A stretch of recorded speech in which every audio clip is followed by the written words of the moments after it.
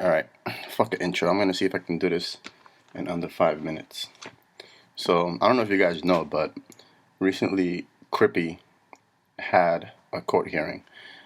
He was the latest person to get sentenced. He got 62 months. And I was at that hearing.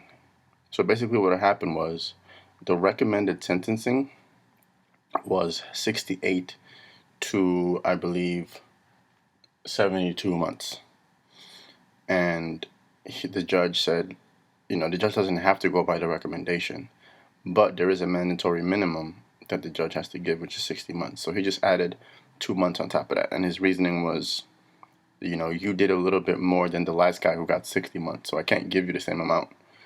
But at the same time, like I said, I don't think this judge wants to give people crazy high numbers. So, he just had to add a couple more months just to show all right, you did a little bit more, so you're going to get a little bit more time. But that's not what the main issue of this video is. I want to talk about the real reason 6ix9ine snitched and Shadi's update and the trial update.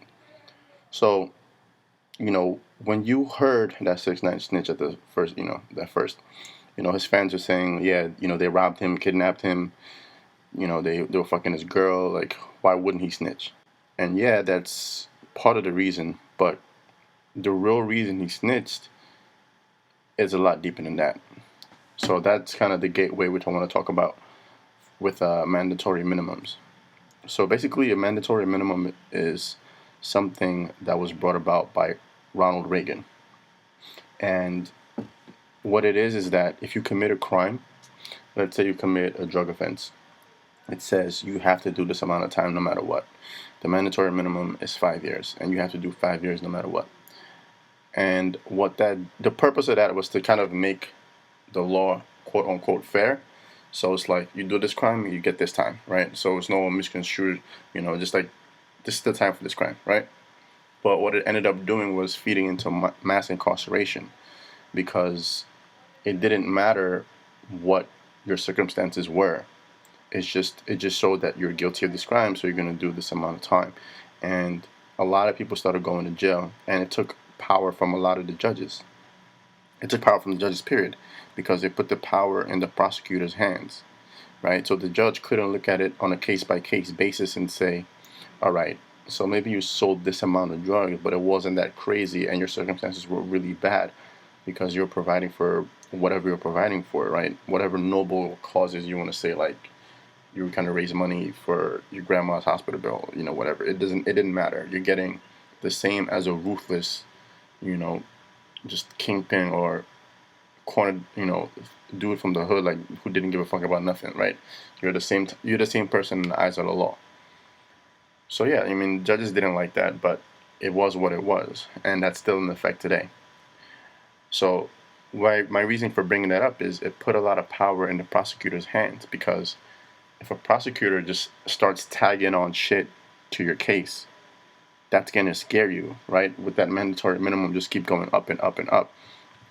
So let's say you did this little crime and you're guilty of that. And the prosecutor says, hey, we're going to add this crime onto your case because we want to build a bigger case for whatever reason. You're going to feel even more pressure to buckle and fold under that pressure, because you don't want to take all that mandatory minimum time, because if you get found guilty, that's it.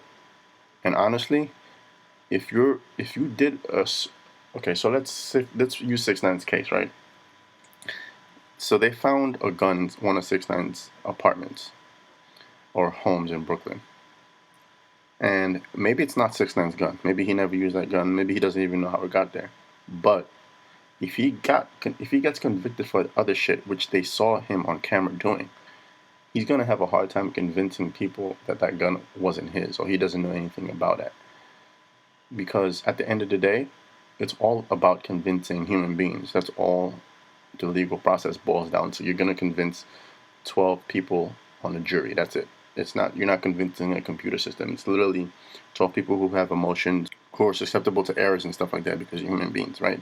So it's just going to be how you're painted. That's all it is, Whether or not the facts support it, it's just going to be how represented in your perception, and that perception is going to be from the stuff that they saw you doing on camera. So they see 6ix9ine robbing somebody on camera, they're not going to believe that 6ix9ine doesn't know anything about that gun found in his apartment.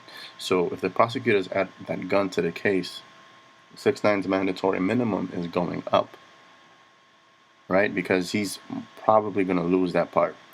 So basically, that's how they got his mandatory minimum up to 47 years. So you take that to trial and you think that you're going to beat every single count. I think he has like a total of 6 or 9 counts. Like, you have to be very confident to think you're going to beat every single count. My point being, that's a lot of years at a minimum, right? Because and if you go to trial, that's another thing. If you go to trial, you're lucky to get a mandatory minimum. Like, the people who got mandatory minimum, the people who got to serve their mandatory minimum didn't go to trial, so they pled guilty, right? Now, here's the only way you can reduce your mandatory minimum. There's 2 ways that I know of. A is cooperating with the government, and B is this process called a safety valve, which basically means that they don't look at you as someone who would do harm to the public, right? And that usually is reserved for non-violent first-time offenders who had a non-managerial position in the drug trade, right? So you weren't really a manager in the drug trade. You were just like the dude on the corner, right? Other than that, you're not getting away from this mandatory minimum. It's just law. So yeah, I mean, that pressure is really what caused 6ix9ine to buckle. And it didn't help that he probably didn't like the guys that he was grouped in with on his RICO charge. Because I think, honestly, if 6ix9ine had a lower mandatory minimum, like 5 years, I think he would have just did time. You know, not to speculate because I don't know him, but I think 5 years, you get to do 85% of the time on good behavior. You know, that's federal law. You know, they have to serve at least 85%. So he gets out in like maybe 4 years and some months, or 40 years. I don't know the math. You do it. I think that's a pretty good deal, and he gets to keep his reputation of not saying shit. You know, so he can defend those lyrics like, "Police pull up on me, I don't know what happened. Police pull up on you, we can get to yapping, we can get to clapping, shouting automatic." Nah, but yeah, that's really the basis of why he buckled. That's the real reason he snitched. Now, moving on to Shadi. Shadi has a minimum of 15 years, which I think he's gonna get. I'm actually very surprised that 6ix9ine's mandatory minimum is larger than Shadi's. But to be fair, from the beginning, the feds have been framing the case in a way that puts 6ix9ine as the kingpin. Like, they really are trying to prove that. I mean, at this point, they're not trying to prove it anymore because everyone's pled guilty except for the 2 people going to trial. But they're really trying to show that 6ix9ine was the head of the operation, which honestly, and I have a lot of 6ix9ine fans who's listening, but they may be true. Because a lot of the stuff that they're coming at them against, 6ix9ine ordered them. As much as we want to defend him because, you know, his music is fire and shit like that, or like we like his music, or we just look at him as like a silly kid, right? Because he did portray that image a lot. So a lot of people who, and honestly, even me, I'm one of those people. I look at him as like an idiot kid. But the facts may come out to support something different, you know, because additionally, there was recording in that car that 6ix9ine got kidnapped in. If you didn't know that, there was a secret recording for some reason. Not for some reason, but the reason was, at that point, 6ix9ine was already being investigated. So Treyway was already being investigated in 6th race and the 9th race. So you're gonna see what really happened during that kidnapping. Some people are saying it's a hoax, right? Some people who have been indicted said that he set the whole thing up. So we're gonna know for sure what happened when that release comes out. You know, but I think Shadi's gonna get his mandatory minimum of 15. That's a lot of years. I think Shadi has a big family that's gonna be writing the judge, and letting the judge know that, you know, Shadi has done this and that for his community, this and that for his family and friends. You know, I don't know Shadi personally. I've spoken to his family, and he seems like the type of dude that kind of looks out for his own. So I'm sure he's probably done some positive things that they could talk about. And in my last video, I told you guys that's one of the ways to get 6ix9ine less years. If you can write the judge and let him know that, hey, this person has impacted my life in this way, or he's impacted the community in this way. You know, one thing that's going to help him is a lot of it is documented on YouTube and on the internet.